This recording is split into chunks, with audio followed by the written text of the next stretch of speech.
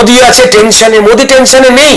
যে হুলিগানরা আপনাদের কাজ কেড়ে নিয়েছে তাদের 14 গোষ্ঠী টেনশনে আছে।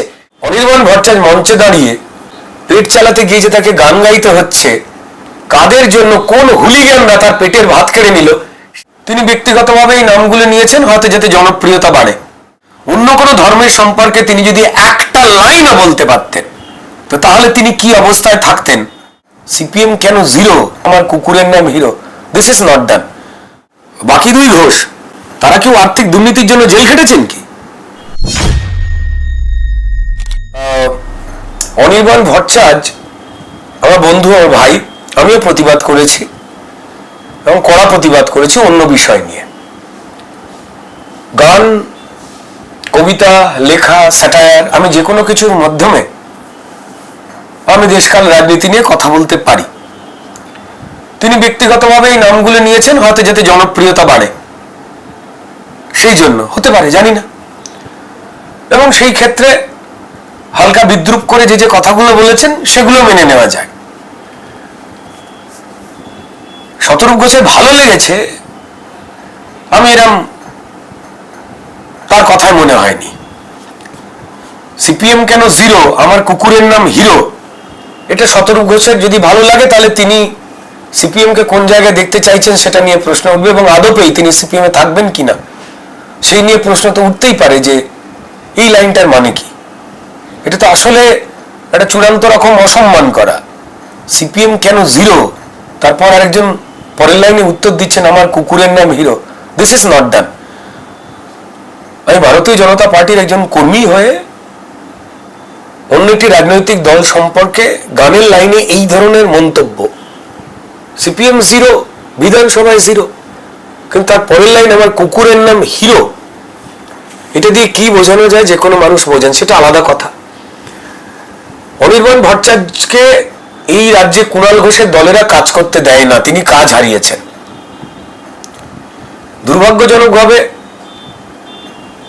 অনির্বাণ ভট্টাচার্য মঞ্চে দাঁড়িয়ে পেট চালাতে গিয়ে যে তাকে গান গাইতে হচ্ছে, কাদের জন্য, কোন হুলিগানরা তার পেটের ভাত কেড়ে নিল, সেই নিয়ে একটা লাইনও গাইলেন না আমার বন্ধু।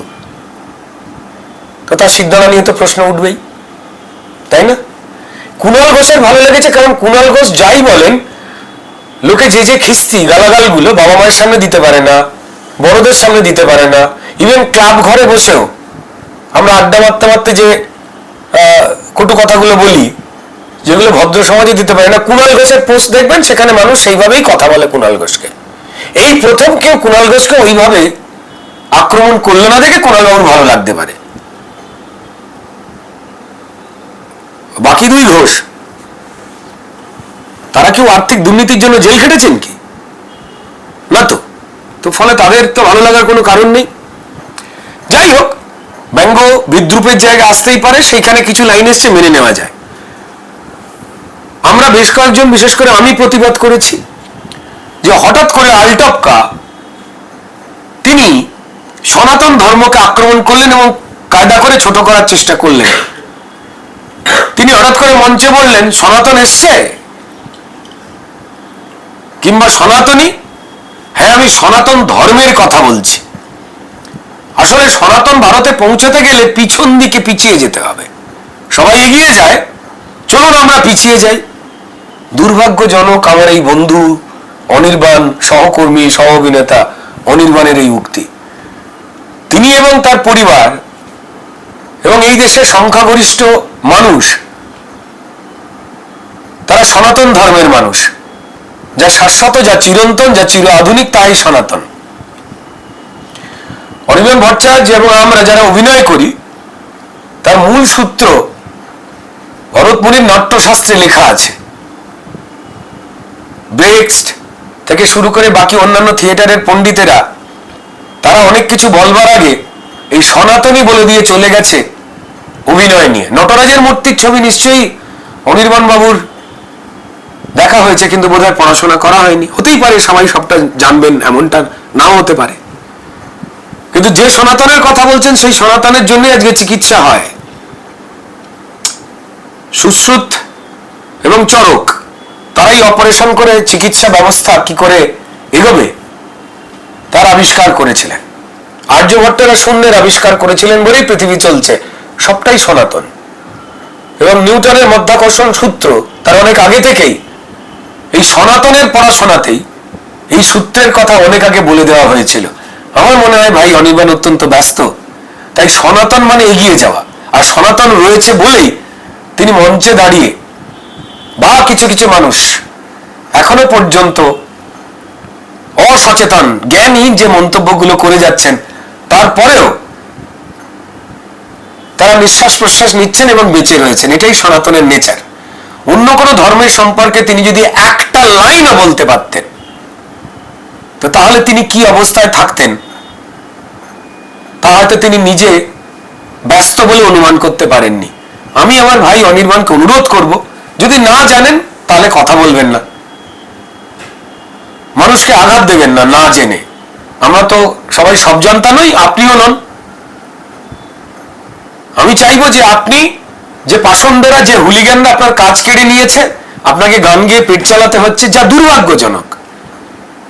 2021 সালে এই ফিল্ম দুনিয়া কন্ট্রোল করা হুলিগানরা, তারা আমারও কাজ করবার জন্য টেকনিশিয়ানদের কালো ব্যাচ লাগিয়ে আমায় বয়কট করতে হবে বলে মিছিল করেছিল। তখন ভাই অনির্বাণ এবং বাকিরা চুপ করেছিল। আজ তাদের উপরে কোপ নেমে এসেছে। দুর্ভাগ্যজনক যে অনির্বাণকে গান গাইতে হচ্ছে। ভালোবেসে গান কেন গাইবেন না? কিন্তু ওটাই তার জীবিকা হয়ে গেছে। তিনি যেখানেই শুটিং করতে যান, বন্ধ করে দেওয়া হয় তিনি থাকলে শুটিং। এ আমরা সবাই জানি। তাদের নিয়ে একটাও কথা বলতে পেরেছেন? মোদি আছে টেনশনে, মোদি টেনশনে নেই। যে হুলিগানরা আপনাদের কাজ কেড়ে নিয়েছে তাদের 14 গোষ্ঠী টেনশনে আছে, এটাও ভাই অনির্বাণ জানেন, কিন্তু বলতে পারছেন না।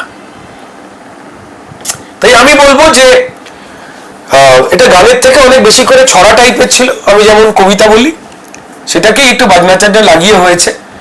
ও বেশ কয়েকটা গান ভালো গায়, সেইরকম সুরের গান প্রোগ্রাম করুক, কিন্তু এমন কোনো কিছু না বলুক কোনো ধর্ম সম্পর্কে যার সম্পর্কে তার জ্ঞান নেই। আমরা কোনো একটা মঞ্চে জায়গা পেয়েছি বা একটু নাম হয়েছে বলে আমরা কোনো ভাবাবেগে তো আঘাত করতে পারি না, বিশেষ করে কম জেনে বা ভুল বার্তা ছড়াবার ক্যাম্পেনার হয়ে উঠতে পারি না। তা আমি বলবো যে তার কাজ ফিরে আসুক, তিনি অভিনয় করুক, চাইলে দম থাকলে আরজিকর হত্যাকাণ্ড, শিক্ষক পেটানো, এই বিভিন্ন দুর্নীতি, সেগুলো নিয়েও গান হোক, যা সব মানুষের জীবনযাপন ক্ষতিগ্রস্ত করেছে। আলোচনা বা চর্চা হচ্ছে একটাই কারণে, কিছু লোকজন রয়েছেন যারা নিজেরা কিছু করবেন না, সোশ্যাল মিডিয়া এবং কিছু জায়গায় সব দল সম্পর্কে খিস্তি করে আনন্দ পায়। পৃথিবীতে কোনো কিছুই ভালো নয়, তারা কয়েকজন যারা দামি চা খায় বা কফি খায় বা আড্ডা মারে, তারা ছাড়া। তো যাই হোক, এই প্রবণতা থেকে বেরিয়ে আসা উচিত। এবার বাকিটা ওর ইচ্ছা কি করবে।